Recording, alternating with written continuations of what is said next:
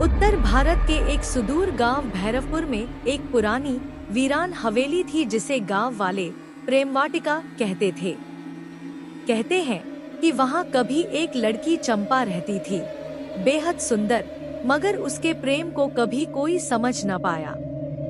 उसका प्रेम अधूरा रह गया और एक दिन वह रहस्यमय तरीके से मर गई। मगर मरने के बाद भी उसकी आत्मा वहां से गई नहीं। लोग कहते हैं वह चुड़ैल बन गई है, प्यार की प्यास से जली हुई आत्मा जो अब भी उस हवेली में भटकती है। एक दिन शहर से एक युवक राहुल गांव आया अपनी नानी से मिलने। नानी ने समझाया, बेटा हवेली की ओर मत जाना, वहाँ प्यासे प्यार की चुड़ैल रहती है। लेकिन राहुल ने सबको अफवाह समझा। रात को हवेली की तरफ उसकी बाइक खुद ब खुद मुड़ गई, जैसे कोई अदृश्य शक्ति उसे बुला रही हो। वह हवेली में घुसा। अंदर से एक मधुर आवाज आई, तुम आए मुझे मेरा प्यार देने। राहुल डर गया, मगर आवाज मोहक थी। उसने पीछे देखा, एक लड़की सफेद साड़ी में हवा में तैरती हुई आई। बाल खुले, आंखों में आंसू और होठों पर मुस्कान। चुड़ैल ने राहुल से कहा, मैं चंपा हूँ, मेरा प्यार अधूरा रह गया, तुम मेरे प्यार को पूरा करोगे ना? राहुल सम्मोहित हो चुका था, वह कुछ बोल नहीं पा रहा था। चुड़ैल धीरे धीरे उसके पास आई और बोली, बस एक रात, फिर तुम हमेशा के लिए मेरे हो जाओगे। अगली सुबह गांव वालों ने राहुल को हवेली के पास बेहोश पाया। उसकी आंखें सुनी थी, जैसे उसने कुछ ऐसा देखा हो जिसे कोई और देख ही न पाए। राहुल ने बताया, वो एक चुड़ैल नहीं थी, वो एक अधूरी प्रेमिका थी। उसे बस प्यार चाहिए। वो किसी को मारती नहीं, बस चाहती है कि कोई उसका अधूरा प्रेम समझे। लेकिन गांव वाले जानते थे कि अब वह चुड़ैल और भी ज्यादा ताकतवर हो गई है, क्योंकि अब उसके पास किसी का सच्चा प्यार था, राहुल का। कहते हैं आज भी प्रेमवाटिका हवेली में रात को कोई अकेला जाए तो उसे एक लड़की मिलती है जो कहती है, क्या तुम मेरा अधूरा प्यार पूरा करोगे? और अगर तुमने हाँ कह दिया तो तुम कभी वापस नहीं लौटोगे। राहुल को हवेली में अधूरी प्रेमिका चंपा की आत्मा मिली, जो चाहती थी कि कोई उसका प्यार पूरा करे। राहुल ने उसकी आंखों में देखकर उसकी पीड़ा महसूस की। लेकिन क्या वो सिर्फ एक आत्मा थी या कोई प्रेत लीला? अब आगे। राहुल गांव छोड़कर वापस शहर लौट गया, लेकिन चंपा की यादें उसे हर रात सपने में सताती। हर रात एक ही सपना आता, राहुल, मैंने तो बस प्यार मांगा था, अब तुम मुझे छोड़कर कैसे जा सकते हो? उसके कमरे की दीवारों पर चंपा का नाम खून से लिखा हुआ नजर आता। आईने पर लिपस्टिक से लिखा होता, मैं अब भी तुम्हारी हूँ। एक रात राहुल की नाक से खून बहने लगा और उसने देखा चंपा उसके बिस्तर के पास खड़ी थी। उसके बाल उलझे हुए थे, मगर आंखें प्यार से भरी थी। उसने धीरे से कहा, तुम वादा करके गए थे, अब लौट आओ। गांव में डर का साया।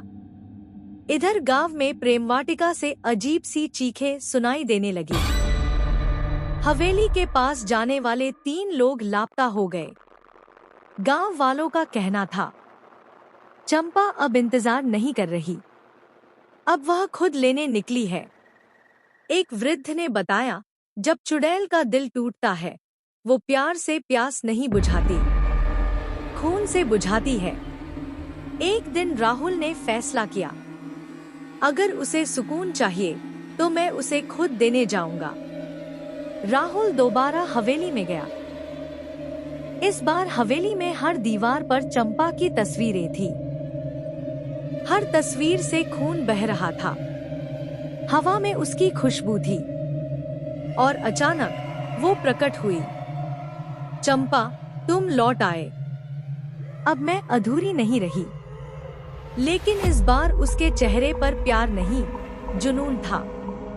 उसने राहुल का हाथ पकड़ा और कहा, अब तुम हमेशा के लिए मेरे हो। जिंदा या मुर्दा फर्क नहीं पड़ता। अगली सुबह गांव वालों को हवेली में राहुल की घड़ी और उसकी डायरी मिली। डायरी का आखिरी पन्ना लिखा था, मुझे उससे प्यार हो गया है। अब मैं डरता नहीं, मैं उसी के साथ हूँ, जहाँ आत्माएं भी प्यार करना सीख जाती हैं। गांव वाले कहते हैं, अब हवेली में एक जोड़ी आत्माएं रहती हैं, एक प्यासा प्रेम और दूसरा उसे पूरा करने वाला प्रेमी। लेकिन अब भी वो हवेली किसी तीसरे को नहीं चाहती, क्योंकि जो वहां गया वो कभी लौट कर नहीं आया। राहुल ने अपने अधूरे प्यार चंपा को अपनाया और प्रेमवाटिका हवेली में हमेशा के लिए गायब हो गया। अब वहां सिर्फ चंपा नहीं, राहुल की आत्मा भी भटकती है। लेकिन क्या कहानी यहीं खत्म हुई? नहीं, एक और आत्मा थी जिसे किसी ने देखा नहीं। शुरुआत एक नए युवक से। कुछ महीने बाद राजीव नामक एक युवक गांव में अपने दोस्त राहुल को खोजते हुए पहुंचा। उसका फोन बार बार बंद जा रहा था। गांव वालों से पूछा तो किसी ने मुंह तक न खोला।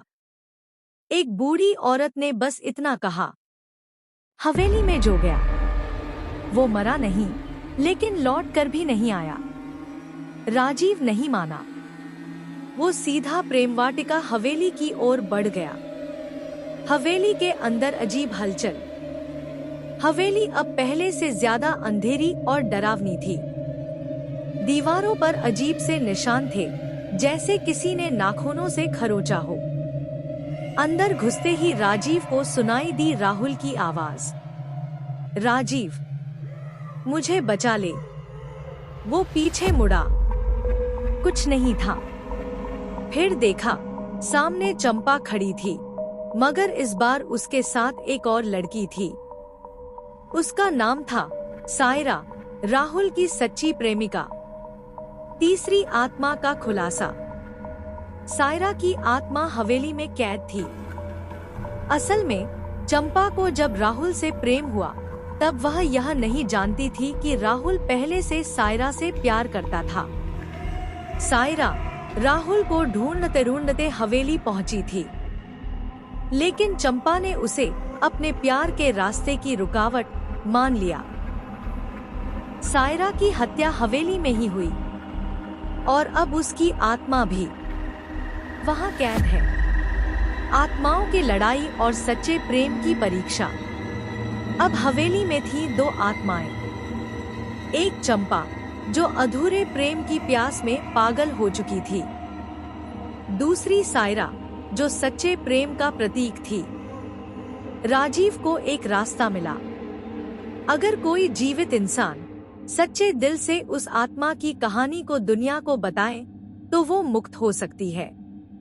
सायरा ने कहा, मेरी कहानी को लिख दो ताकि मुझे मुक्ति मिले और राहुल को भी। अंत या एक नई शुरुआत। राजीव गांव लौटा। उसने सारी घटना को एक किताब में लिखा, भूतिया प्यार की प्यास। कहते हैं, जिस दिन वो किताब छपी, प्रेमवाटिका हवेली की दीवारें खुद ब खुद गिर गईं। राहुल की आत्मा शांत हो गई, मगर चंपा नहीं। चंपा अब भी हवेली के खंडहरों में भटक रही है, क्योंकि उसका प्यार अब भी अधूरा है। राजीव ने सायरा की आत्मा को मुक्ति दिलाई, राहुल की आत्मा भी शांत हो गई, लेकिन चंपा की आत्मा अब भी अधूरी थी। उसकी प्रेम की प्यास अब भी बुझी नहीं थी। हवेली ढह गई, लेकिन उसकी आत्मा मिटी नहीं।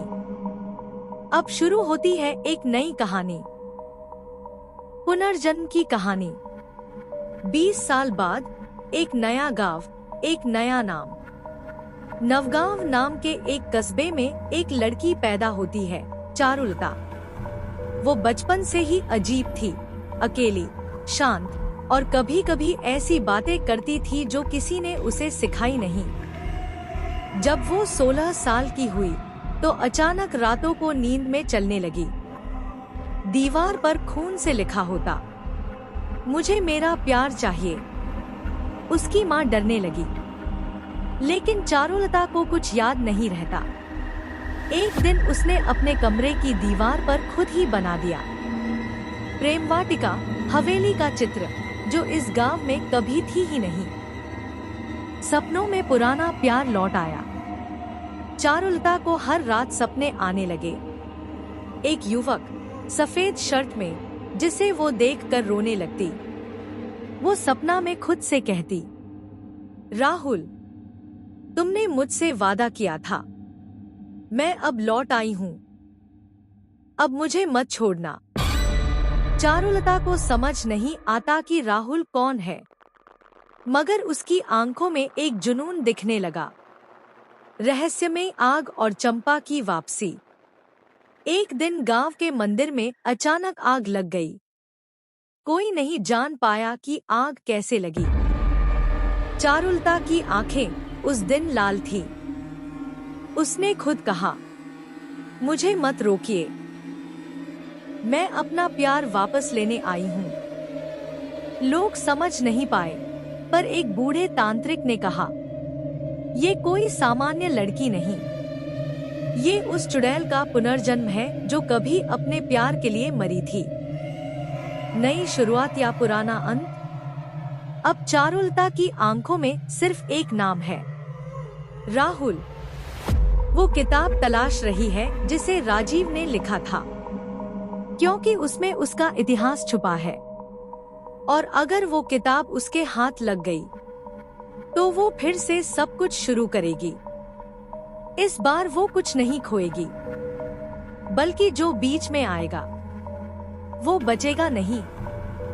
चंपा की आत्मा ने पुनर्जन्म लिया चारुलता के रूप में।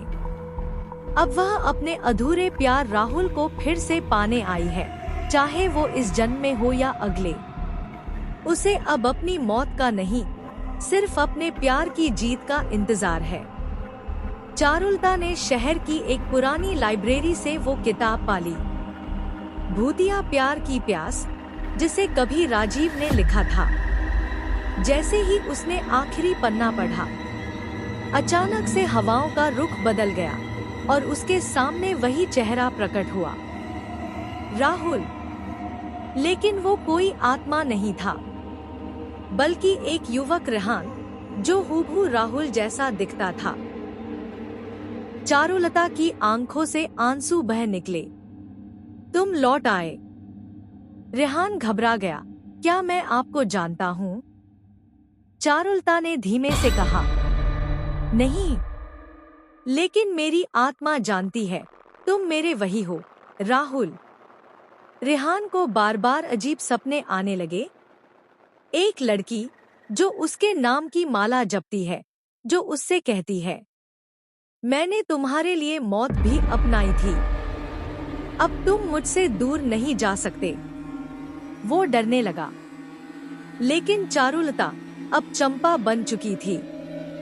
उसका स्वर बदल चुका था, चेहरे पर मोहक मुस्कान और आंखों में पागलपन था।